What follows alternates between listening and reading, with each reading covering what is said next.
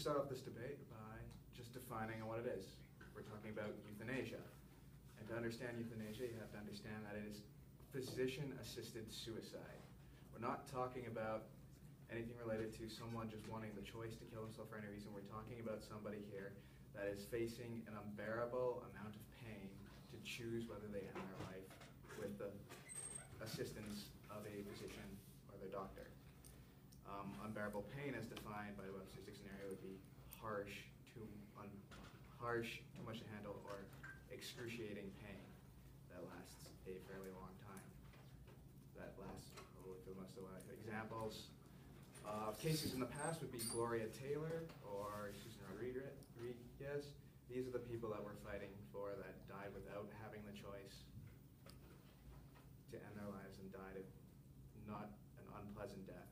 And we're also fighting here for the doctors that have helped them, such as Robert Latimer, one of the doctors that was prosecuted for murder for assisting someone who was suffering an extreme amount of pain that helped pass them on to a better place. Euthanasia or assisted suicide can also give people the idea that it's better to be dead than it is to be disabled or sick.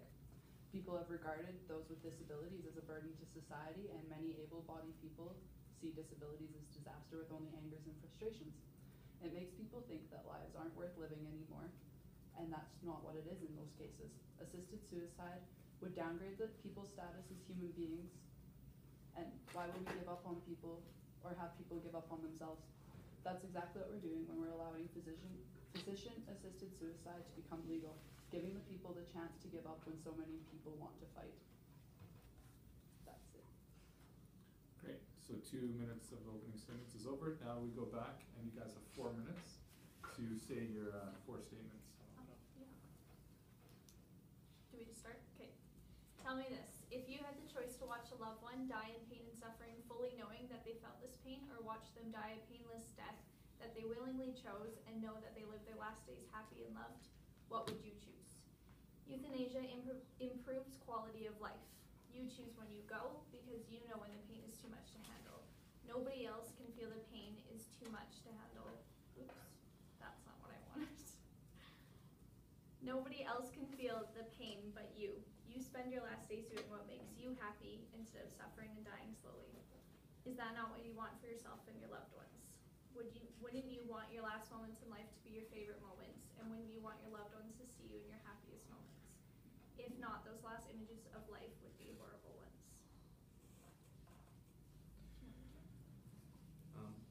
The point that I want to bring up is public opinion. There have been many studies and many surveys done on the public opinions within our country of Canada and other countries that has been legalized. For example, according to the WHO, when they did an article when the Netherlands first legalized physician-assisted suicide in 2001, is that 90% of the population was in favor of the legislation. As well, in Canada today, as of 2 years ago, a survey that was done for Life Canada by the Environic Research Group, that 64% of Canadians are for physician-assisted suicide, which is double the amount that is opposed. Another survey done back in 2013 with 1,002 people also came up with the same statistic that was done by the Globe and Mail.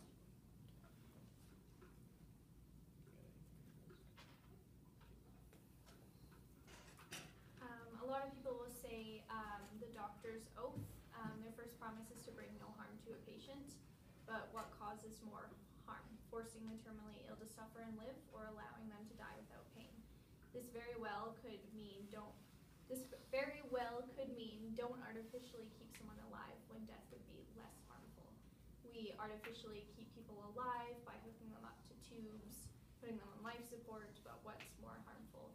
Who are we to say, that's a better choice for them, being in a coma, being basically a vegetable, rather than just letting them choose when they would like to die. No one can really decide if the pain is too much unless you've been in that position, and a lot of us can't really say that we have. The next point that I want to bring forward too is what she just said, freedom of choice. Who gets to choose on whether they suffer or die? Do you want to really be in the position of saying, no, you have to suffer with this pain? I know I wouldn't want to do that to somebody. They should be able to be presented with the choice on whether they want, how they choose their end instead of having to suffer possibly years in pain. Another thing on that is a lot of people are worried that suicide, having suicidal thoughts is like a huge issue. You know, it's doctor assisted like he is proven, so if a doctor doesn't think that it's right, you know, they always have the choice to say, it is that person's choice, but a lot of places will have a second doctor's opinion to make sure it is safe. We're not just going around killing people, being like, yeah, they want to die, like, so be it. It's a very safe procedure, and it's very legitimized. Did I say that right? No. Got anything else? Can I add to that? Okay, over to your side, you guys got 4 minutes. It goes against religion in the Bible. According to the Roman Catholic Church and the Greek Orthodox Church, assisted suicide violates the divine law. Judaism also bans suicide in all ways, as it's up to God and not human beings to end their suffering. Islam also bans assisted suicide, since the act of suicide goes against the Quran. That is, unless they're a martyr, in which case they would rather die than give up their religion. Many people call it dying with dignity. However, that's not often the case. In many instances, people who have been helped out with assisted suicide don't die quickly. They still suffer. In many cases, it lasts for over 2 days, or some over 104 hours. It isn't like how people see it in the movies, where you get injected with one little serum and you just drift away peacefully into your sleep.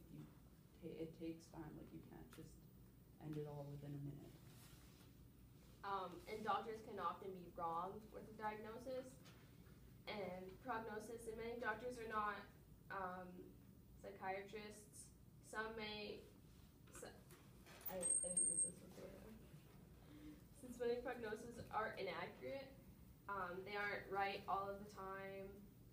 What if they told a patient that they had a couple months to live, but they read the wrong test results, so they would actually live for a long time? And according to the Atlantic magazine, live full lives for years or even decades longer than expected. And our last point, what if non-critical patients choose that they don't want to live anymore?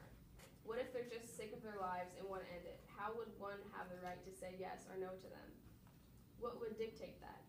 It would give doctors the idea that they could give up on recovery too early, even if they hadn't tried everything that they could yet. Far too many people give up before even trying to fight. Is that the kind of world that we'd like to live in?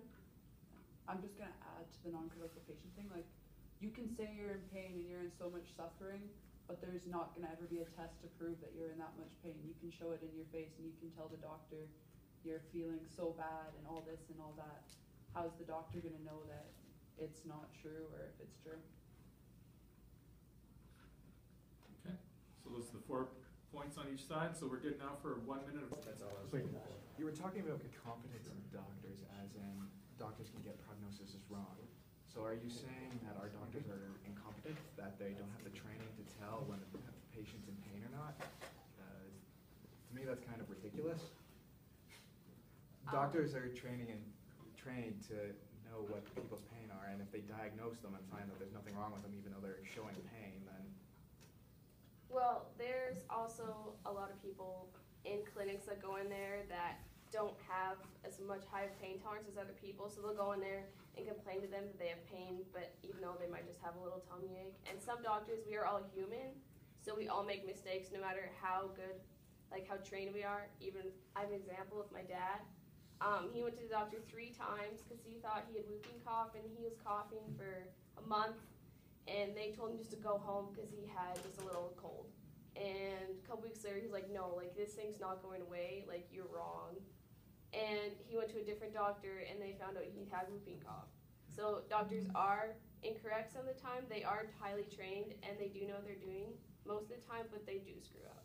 We're not talking about people that go into emergency though and they're like, oh, I have a tummy ache, like, Yeah. I want to commit suicide. We're talking about terminally ill people people that have been told you have less than a month to live.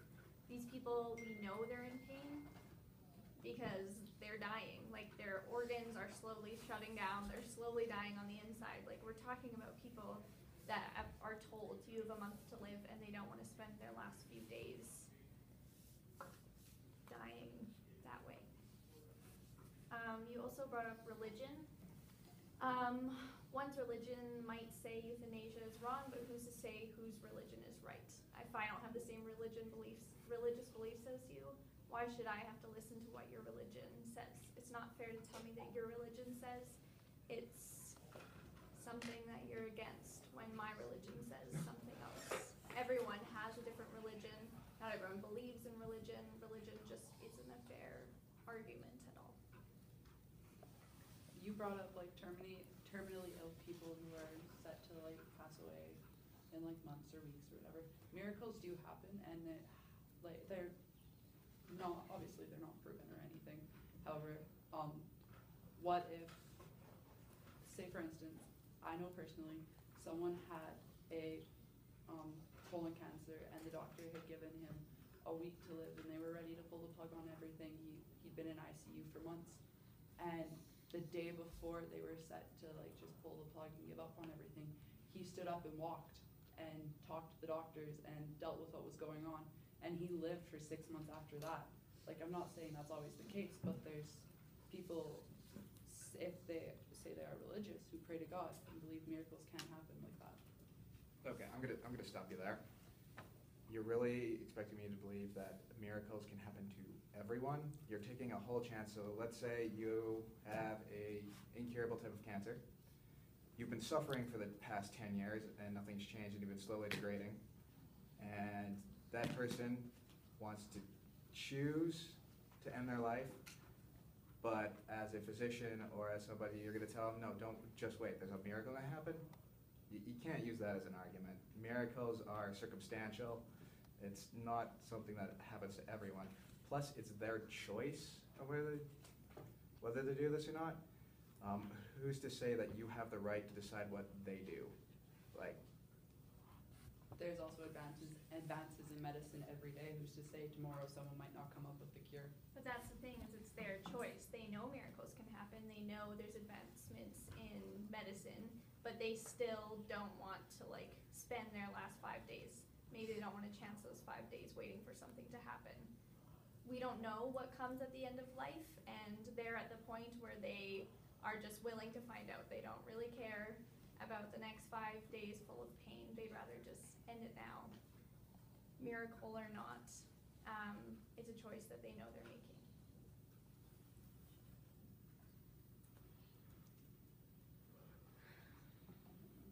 the next thing I do want to just reiterate here is, like we said, we're not saying like this is a choice, like they choose, they die. This is a process, and it's worked in several other countries, such as the Netherlands, Belgium, and Switzerland, where 2 physicians have to approve of the physician-assisted suicide. It's a bit of a process. It's not like, okay, you want to die today, we'll do that. No, they're given the time. Okay, that's the end of the open debate. So we have 1 minute to crack. With assisted suicide, we take away personal freedoms and the fact that we should be able to choose for ourselves, not our families choosing for us if we're in a coma or if we're deathly sick and unable to make choices for ourselves. It goes against our Charter of Rights and Freedoms. It goes against the criminal code. Instead of allowing those to die, why don't we mobilize life-giving health care that would include compassionate care for dying? And patients will die instead of regaining joy from living. Over here. Okay. The Charter of Rights and Freedoms, as of this year, February 6, 2015, under Section 7, the right to life, does include physician-assisted suicide. The case with Gloria Taylor has finally been pushed through, and the Supreme Court approved this year that physician-assisted suicide goes under our Charter of Rights and Freedoms. And the decision is a personal one, protected by a person's right to live and die on his or her terms. wrap it up, again, most people don't know what it's like to be on their deathbed. That being the case, who is anyone to say what's right and what's wrong when you're in that place?